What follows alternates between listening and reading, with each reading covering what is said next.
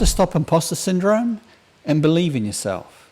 You know, it's that voice telling you that you're behind, you're underqualified, or you're too late to succeed. And it's not your intuition, it's a conditioned belief, and you can shut it down. So how do you overcome that persistent heavy feeling that whispers in your ear, you don't deserve this, you're not good enough, you're going to be found out? Well, stick around, because in the next 10 minutes, you will know exactly what to do.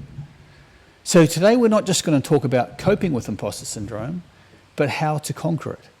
And the first point I'm going to cover is redefining imposter syndrome, the green light for growth.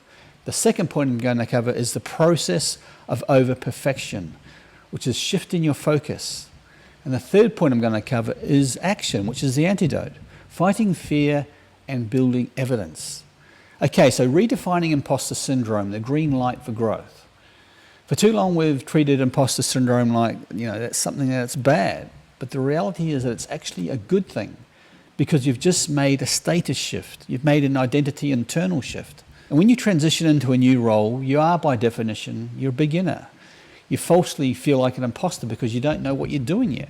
And that's okay. No one knows how things will work out at the beginning. Nobody. And you're unaware of just how powerful you truly are. And just like a beginner monk or an apprentice, your awareness of who you are or what you're capable of achieving hasn't quite caught up with you yet, or hasn't sunk in yet. So instead of having that feeling of fraudulence or inadequacy as a stop sign, you must make an internal perception, an internal shift in your mind. And the reality is that when you open your mind and you're committed to learning, you'll sometimes sense a feeling of imposter syndrome. And this is only natural to feel. Everyone has felt it. And the only treatment we truly know for this intense self-doubt is to voluntarily expose yourself to the things that you're afraid of. And in the process, you become a braver in the consequence, and because you're facing life head on and you're growing. And you have a choice when this doubt hits, similar to the brain's response to stress, fight or flight or freeze. Flight means to quit or run away from. Freeze means to shut down and become uninvolved. But we choose to fight. So use that resistance, that fear, as a positive driver, because the more fear it brings, the more important it is for your personal growth and your future success. So imposter syndrome isn't a flaw, it's proof that you're growing. And that brings me on to point number 2. It's the process over perfection, shifting your focus. The feeling of being an imposter usually arises because we are highly outcome orientated, and we associate our self-worth with the stage of success we believe we must reach before we earn that right. Before we earn that right to do anything or to become successful. For example, thinking you can only talk about success when you're finally successful, or only talk about life when you've completely figured it out, which is impossible. Life is a journey of consistent baby steps. And if we approach life as a process or a journey, we can stop doubting ourselves and become less hard on ourselves. We need to fall in love with the process of making progress. And this is what trips most people up.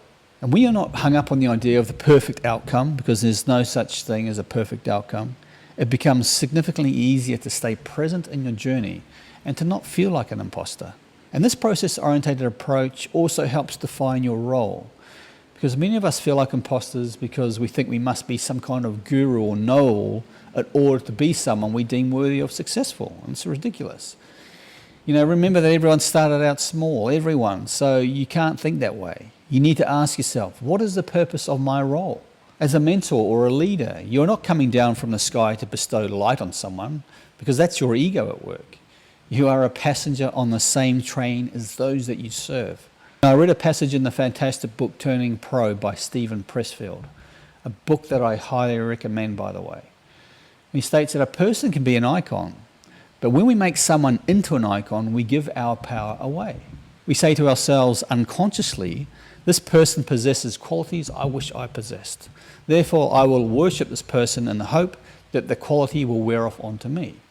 Or, I will acquire that quality by virtue of the proximity to this mentor or teacher or lover or whatever.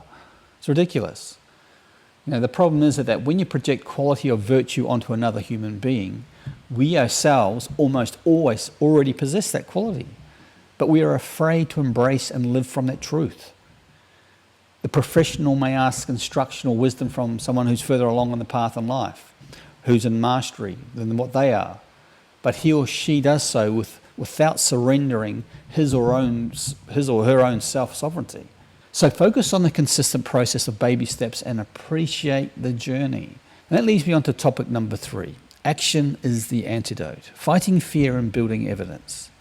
You know, the most powerful action you can take is to ask yourself these 2 crucial questions. The first, am I really feeling imposter syndrome, or am I just telling or selling to myself a made-up story? Often what we label as imposter syndrome is actually fear or laziness, lack of confidence, lack of self-belief, resistance or procrastination.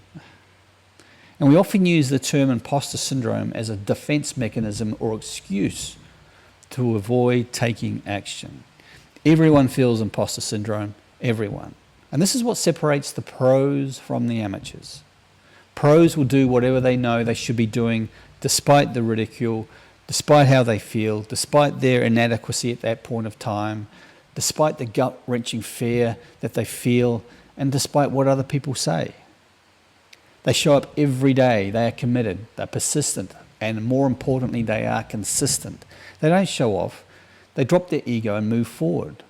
And they move forward consistently, learning despite the slings and arrows that are thrown at them, but despite the harsh words. And the second most crucial question to ask yourself is to ask yourself, is this about me or is it about them? Because when you serve an audience, they don't care about your struggle. They don't care if you have imposter syndrome. All they care about is how you can help them achieve their desired outcomes.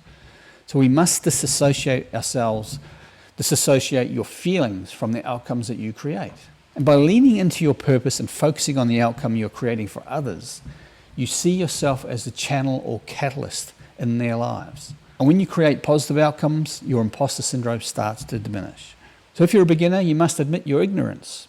Competent people will never judge you harshly for admitting what you don't know, as long as you tell the truth and that you've been paying attention.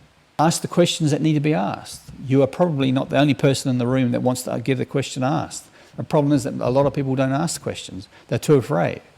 But once you ask the question, you only have to be ignorant once. And that evidence accrues, stabilizing your competence. So disassociate your personal feelings from your professional purpose. Identify fear, lack of confidence, hiding behind the imposter label, and build competence by asking for help. So in conclusion, we started this journey acknowledging the universal struggle of imposter syndrome, the feeling that we don't deserve what we've achieved. But by shifting our perspective, we now understand that this feeling can be a powerful green light. It can be a powerful green light that pushes us out of our comfort zone. We commit today to focusing on the process, appreciating the baby steps, and embracing our role not as some kind of guru, but as a trusted partner in the journey. Finally, we realize that the true antidote is action. So stop telling yourself a story of imposter syndrome if it's just fear or procrastination. Disassociate your self-doubt from the meaningful outcomes you're creating for the world, and go ask that question that will build your next skill level. You're meant to create tremendous impact, and the more you stay in the cycle of self-doubt, the less impact you create. So I challenge you, what is the one thing you've been avoiding because of the imposter label? And go do it. Be proactive, ask for help, and let the feeling drive you to acquire the knowledge and gain the experience you need, because your work matters. Thanks so much for watching. If you liked, please subscribe, press the like button, and share with someone who you know may benefit from watching this. Also, please become a member of my new school community. Click on the description and the link below and become one of my founding members. It will be going up soon, but it'll be free for those first few who hop in. Thanks for watching. Peace out. See you in the next video.